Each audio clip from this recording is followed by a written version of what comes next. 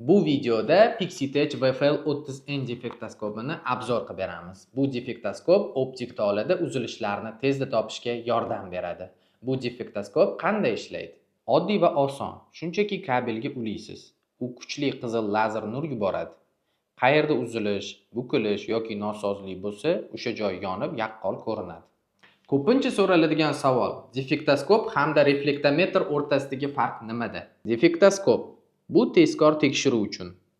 Siz faqatgina liniya bo'ylab yurib, uzilish joyini ko'rishingiz mumkin. Reflektometr esa butun liniya bo'yicha grafik chizma chiqarib, masofa, yo'qotishlar va aniq nuqtalarni hisoblab beradi. U murakkabroq va defektoskopdan qimmatroq qurilma.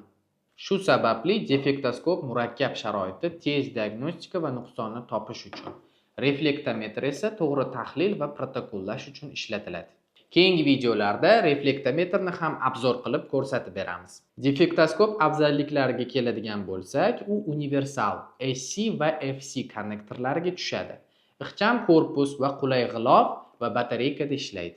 Ishingizni osonlashtirmoqchi bo'lsangiz, bu qurilma aynan siz uchun. Batafsil ma'lumot va narxni bilish uchun ushbu raqamga murojaat qiling.